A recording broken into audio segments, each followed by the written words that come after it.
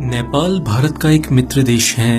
हिमालय की गोद में बसा ये देश अपनी सुंदरता और विविधता के लिए दुनिया भर में प्रसिद्ध है। ज्यादातर भारतीयों के दिमाग में नेपाल शब्द आते ही बस एक नेपाली लड़के की इमेज बन जाती है, लेकिन नेपाल बहुत ही विविधता से परिपूर्ण देश है। आज के इस वीडियो में हम नेपाल के बारे में आपको कुछ ऐसी बातें बताएंगे जो आपने पहले कभी नहीं सुनी होगी। तो दोस्तों, इस वीडियो को लास्ट तक जरूर देखिएगा। जब 19वीं और 20वीं शताब्दी में पूरा भारतीय उपमहाद्वीप ब्रिटेन के कब्जे में था, तब नेपाल ही ऐसा देश था जो आजाद था। नेपाल में कोई स्वतंत्रता दिवस नहीं मनाया जाता, क्योंकि नेपाल दुनिया के उन चुनिंदा देशों में से है जो कभी किसी देश का गुलाम नहीं रहा।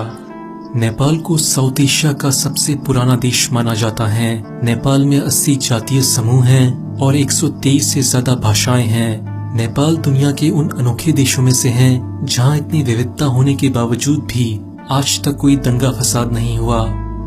हिमालय का अधिकांश हिस्सा नेपाल में आता है। हिमालय को भारत की सरजमी से देखते हुए हम सोचते हैं कि हिमालय भारत का ही हिस्सा है, लेकिन ये अधूरा सच है। माउंट एवरेस्ट के साथ साथ हिमालय का अधिकांश हिस्सा नेपाल में आता है। दुनिया में नेपाल का झंडा ही ऐसा है जिसके 4 कोने नहीं हैं। इसके अलावा सभी देशों के झंडों के 4 कोने होते हैं। नेपाल के झंडे में 2 ट्रायंगल हैं, जिनमें से एक ट्रायंगल हिमालय की पहाड़ियों का प्रतीक है, तो दूसरा ट्रायंगल नेपाल के 2 धर्मों का, हिंदुइज्म और बुद्धिज्म का प्रतीक है। नेपाल दुनिया भर में अपने खूंखार गोरखा सैनिकों के लिए प्रसिद्ध है।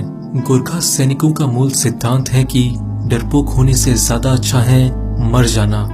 भारत की आजादी के समय ब्रिटेन की आर्मी गोरखा की बहादुरी से इतनी प्रभावित हुई कि वो अपने साथ बहुत सारे गोरखास को ब्रिटेन ले गई, और आज भी ब्रिटेन की आर्मी में गोरखास की संख्या 4000 से ज्यादा है।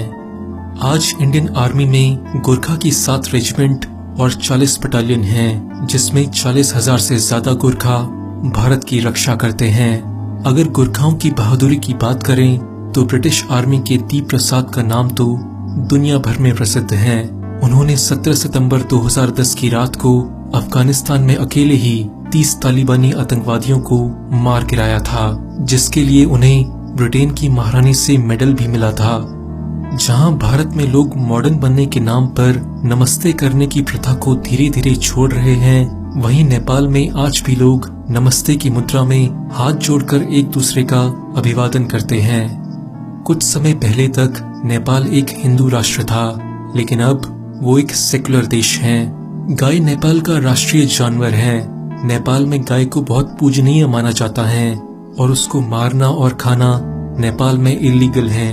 यही कारण है कि गाय आपको काठमांडू की सड़कों पर घूमती हुई मिल जाएगी।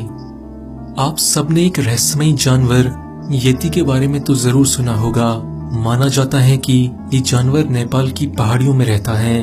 माउंट एवरेस्ट पर सबसे पहले चढ़ाई करने वाले एडमंड हिलेरी ने भी इस जानवर को खोजने के लिए एक अभियान चलाया था।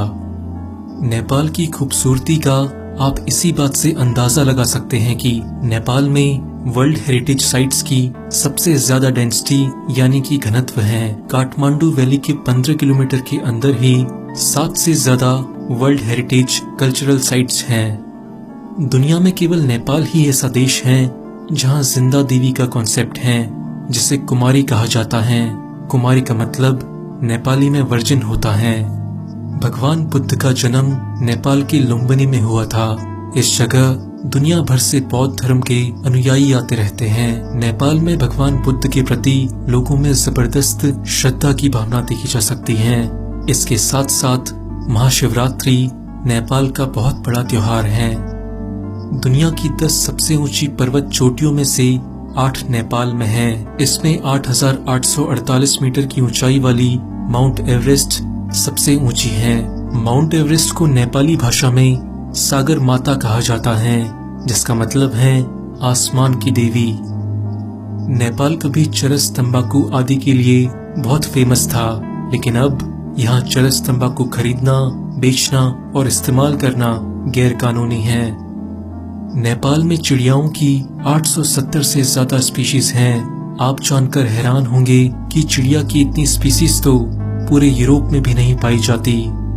नेपाल दुनिया के उन चुनिंदा देशों में से है जहां आपको बंगाल टाइगर और एक सिंग वाला राइनोसोरस एक साथ देखने को मिलेंगे।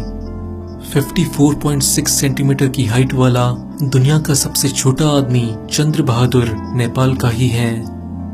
रामायण की मुख्य पात्र सीता माता का जन्म स्थल मिथिला नेपाल में ही है। नेपाल का सबसे फेमस फास्ट फूड मोमोज है। जहां भारत में हर हफ्ते संडे को छुट्टी होती है, वहीं नेपाल में हर शनिवार को छुट्टी होती है।